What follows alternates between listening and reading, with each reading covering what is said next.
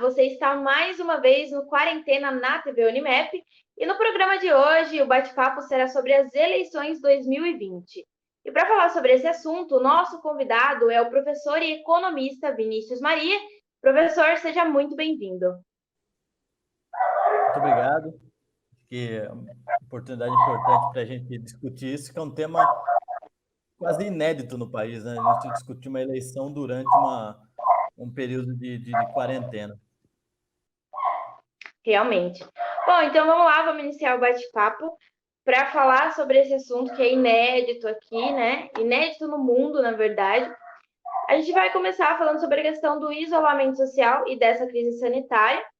Quais serão os desafios dos futuros candidatos para a campanha eleitoral, levando em conta tudo que a gente está passando nesse momento, e assim angariar votos?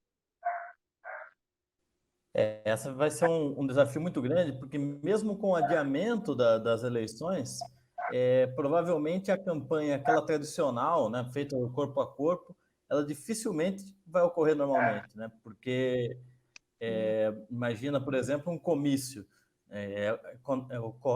Acaba acontecendo uma aglomeração de pessoas.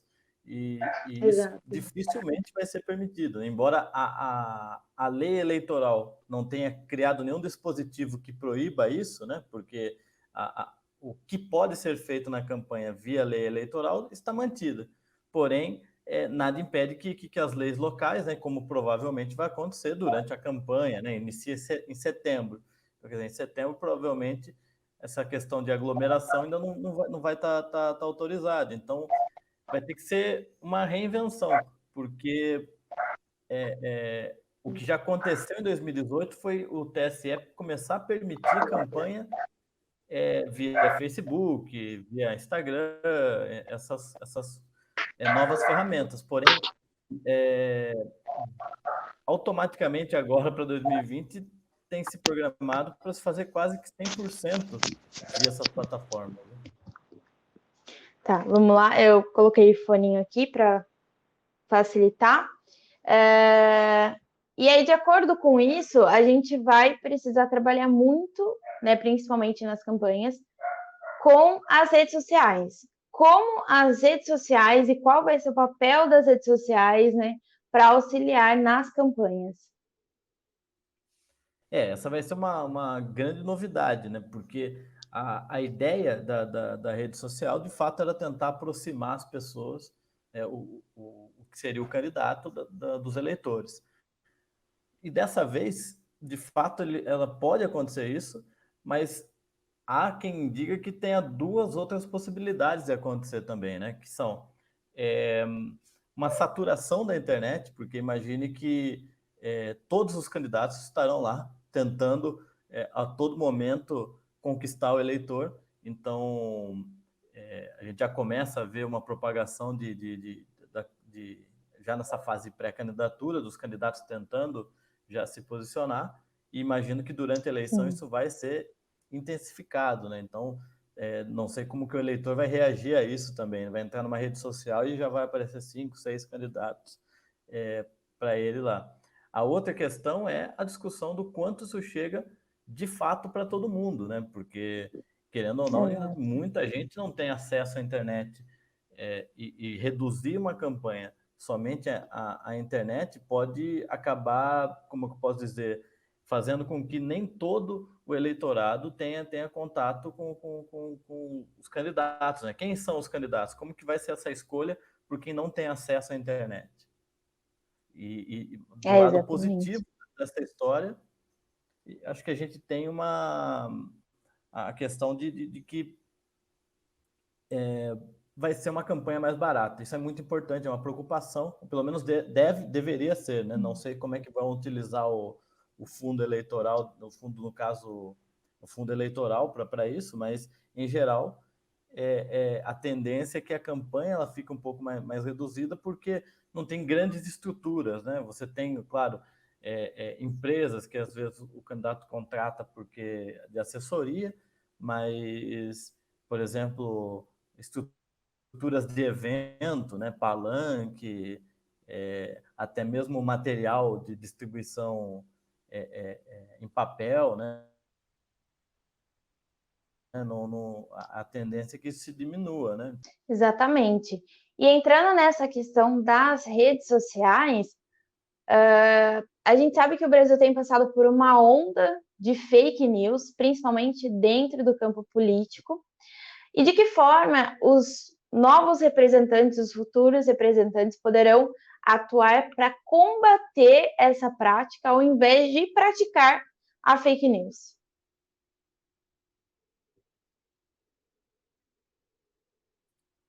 Esse é um grande desafio, porque a gente tem visto a fake news sendo usada como ferramenta política. Então, ainda mais na questão de uso de WhatsApp, e porque principalmente numa campanha reduzida, né, de tempo reduzido.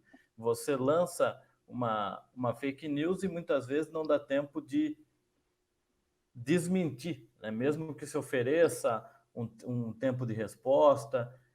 Então, acabou sendo um mecanismo muito propagado.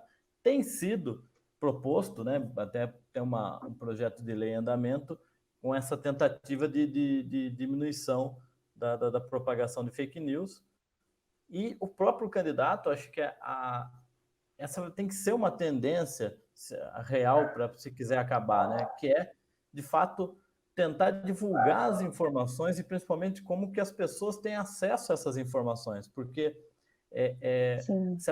o melhor jeito que eu imagino de combater seria que a própria pessoa conseguisse confirmar essa informação. Então, eu fico pensando agora, né, nesses dados das fases do município, por exemplo, né, que está no Plano São Paulo, fase 1, fase 2.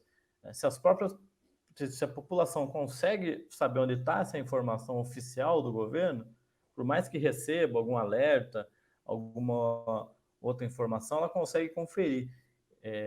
Então, assim, acho que disponibilizar as informações de uma forma clara, fácil para as pessoas, talvez seja um caminho, porque, de fato, nessa eleição vai ser imagina ainda que seja uma corrida entre quem esteja propagando e quem vai correr atrás desmentindo o tempo todo.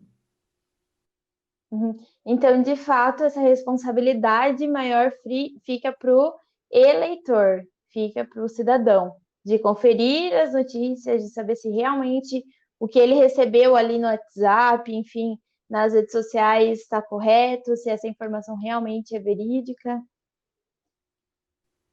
Por enquanto, eu acho que cabe a quem recebe essa informação de fato, antes de compartilhar, ter que esse trabalho de verificar mesmo, né? Porque muitas vezes a gente até acaba. As mensagens são convincentes, né? Então muitas vezes a gente até tem essa questão de uma notícia urgente, já querer compartilhar antes de conferir, mas era importante que a gente tenha esse trabalho antes de passar para as outras pessoas. De qualquer forma, os candidatos acho que têm sim essa responsabilidade também, porque do mesmo modo que eles, de certa forma, durante a campanha, eles geram essa informação. Então é importante que eles esclareçam, que tentem trabalhar com transparência, afinal de contas, se eleitos, a transparência é um dos princípios que eles têm que respeitar. Professor, em um cenário incerto que a gente tem vivido devido à pandemia da Covid-19, existe alguma preparação do governo no caso da permanência do isolamento social durante os dias de votações, mesmo com o adiamento, né, para 15 de novembro e depois para o dia 29, né, o segundo turno, existe a possibilidade ainda de a gente continuar nesse isolamento. O que o governo pode fazer quanto a isso? Esse foi um ponto de discussão no Congresso quando foi aprovada a emenda constitucional que adia as eleições, porque é uma questão que, de fato, é iminente, né? Que chegamos em novembro e continuamos na mesma situação, inviável realizar. A saída que tinha no projeto inicial era delegar para o TSE a possibilidade de, em algumas cidades, essa eleição ser adiada, né? E isso acabou não passando porque o Congresso entendeu que delegar o adiamento da eleição, que é função dele, não deveria ser feito. Então, isso foi uma discussão muito grande. De qualquer forma, é uma possibilidade que pode ocorrer, inclusive de algumas cidades ocorrer a eleição normalmente e em outras cidades isso não acontecer. Então, é possível adiar, provavelmente, ficou a discussão pendente do Congresso, mas provavelmente via decreto legislativo, eles adiam a eleição em determinadas cidades, porém há um limite de data, porque precisa pensar na posse, né? A posse, de qualquer forma, continuaria sendo dia Exato. 1º de janeiro. Então, tem essa discussão. Em relação às cidades pequenas, há uma vantagem de que só tem as cidades até 200 mil eleitores, né? Porque não tem segundo turno, independentemente do número de candidatos. Uhum. Então, só Tá. seria o primeiro turno, adiaria a data, então não precisaria pensar em nova data para o segundo turno. Uhum. Tá. E aí você falou que daí, por exemplo, se ainda houver o isolamento, vai precisar de ainda mais, e em algumas cidades a eleição não acontece, em outras a eleição acontece. Em quais aspectos negativos isso pode nos afetar? Em algumas situações isso vai ser bem complicado. Primeiro já por Uhum. conta da própria eleição, porque até foi uma preocupação de alguns prefeitos, né, quando estava se discutindo o adiamento no Congresso, que se chegaria, em algumas cidades está sendo um gasto maior nesse momento, na saúde, em outros aspectos, Uhum. até de assistência social, e chegaria ali o final do ano, não teria dinheiro para a cidade se manter. Então, o acordo até do próprio Congresso foi uma liberação de uma verba que ficou mais ou menos entre 5 bilhões para os municípios, para que isso, de fato, não ocorra.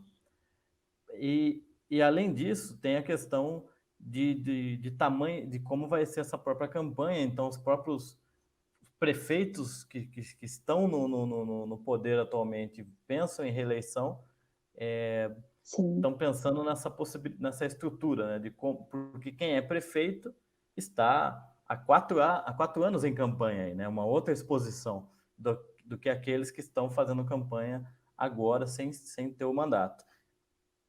Além da eleição, tem uma outra questão muito importante, que é a posse, porque ela Sim. precisa ser dia 1º de janeiro. Quando a gente votou em Uhum. 2016, na eleição para prefeito, nós demos o direito dele ser o prefeito até 31 de dezembro desse ano. Então, a partir de 1º de janeiro, Uhum. ele não continua.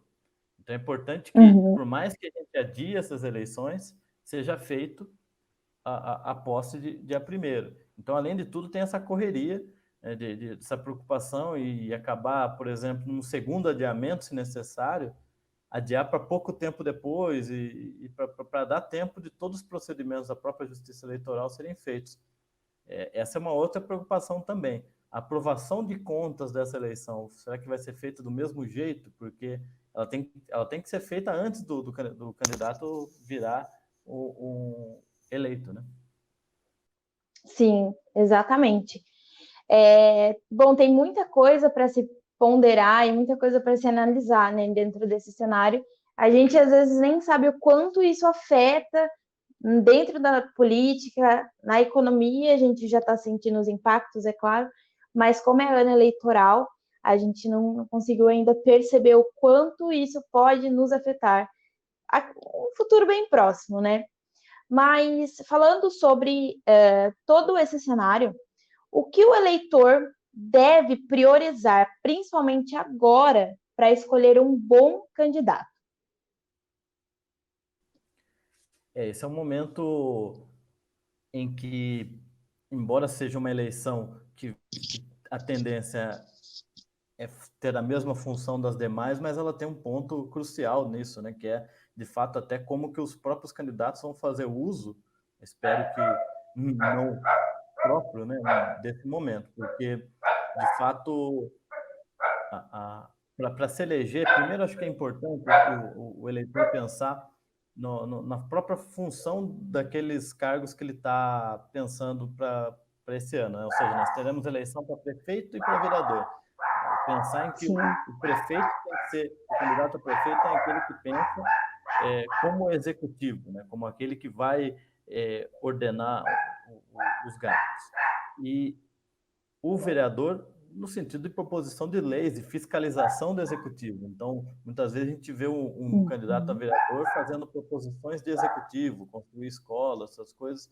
Isso é preocupante, porque essas ações de execução são de responsabilidade do prefeito, que cabe ao vereador até fiscalizar, apontar onde faltam escolas, isso sim, sem dúvida. Mas, então, a primeira coisa, de como uma eleição comum, a gente prestar atenção nas suas próprias proposições de cada candidato, além de sempre, né? Isso vai ser sempre necessário e aproveitar que com acesso à internet, tentar pesquisar sobre quem são essas pessoas, justamente porque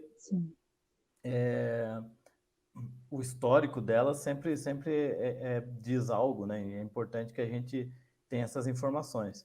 Por fim, são as questões da própria quarentena, né? Entendo que o isolamento ele está vigente, independentemente de certos debates de como deveria ser feito esse isolamento que houve no país. Esse é o regulamento atual.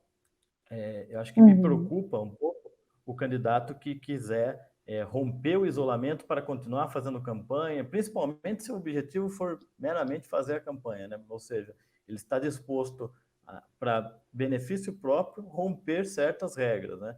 Então, acho que esse é o ponto que mais me preocuparia num candidato, independentemente de posições a favor ou contra. Acho que é mais a disponibilidade de um candidato romper certas regras a que ele está submetido para tentar um proveito, e acho que isso diz muito durante um possível mandato.